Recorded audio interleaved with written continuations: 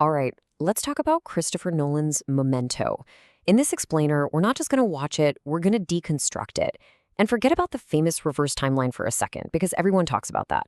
We're going to dig deeper and uncover the chilling conscious choice that sits at the very core of this masterpiece.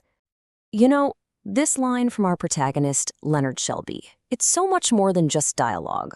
It's it's literally the key. It's the key that unlocks the entire puzzle box of this film. And it's a puzzle that, as you'll see, isn't really about finding a killer. It's about understanding the man looking in the mirror. So yeah, like I said, everyone talks about Memento's reverse chronology. And it is brilliant. But its true genius, the thing that elevates it from a clever thriller to a straight-up psychological horror, it all comes down to a single moment. A moment that splits our entire understanding of its hero clean in two. So first, let's look at the Leonard Shelby that the film wants us to see. The tragic, sympathetic, and, well, the seemingly noble victim. Early on, Leonard is our guide through this confusing world. He's incredibly disciplined, right? He has his system, the photos, the tattoos. He calmly explains his impossible condition with this sort of detached air. He seems like a reliable narrator, a hero who's just suffering in silence. And because of all that, we trust him. 100% we are on his side. But then, it happens. The fracture point. A single moment that cleaves this whole narrative, creating a definitive before and a really, really terrifying after. It's a message from his past self, a warning.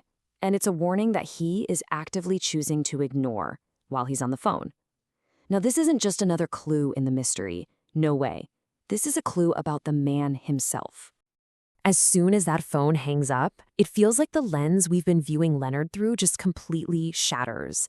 And the film, it just morphs. It's no longer a detective story. It becomes a psychological horror. Suddenly, the question isn't, who is John Gee anymore? It's, who is Leonard Shelby? And this is where we meet the second Leonard.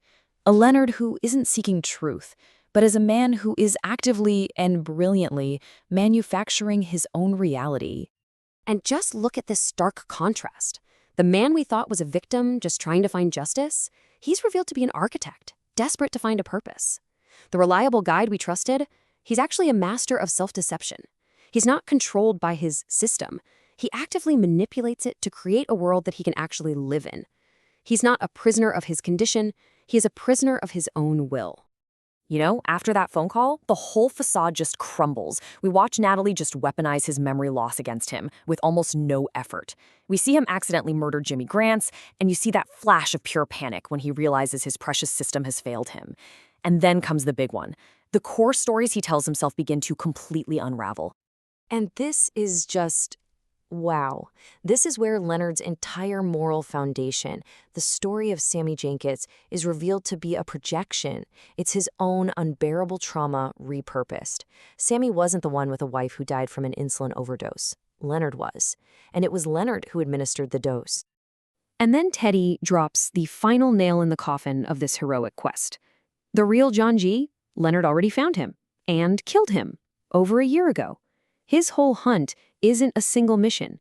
It's a loop. It's a puzzle he keeps resetting just to give himself a reason to exist. So all of this builds to the film's chronological conclusion. This is where Leonard, who is now armed with this horrifying truth, makes a conscious, deliberate, and truly chilling philosophical choice. He's faced with this unbearable, meaningless reality. I mean, the case is solved. His wife is gone. He literally has nothing left. So he decides he needs to create meaning, even if that meaning has to be built on a total lie. He asks himself the ultimate question, doesn't he? He confronts his own self-deception head on. And at this point, it's not even about memory loss anymore. This is about a choice we all might face. And there it is, his final, terrifying decision.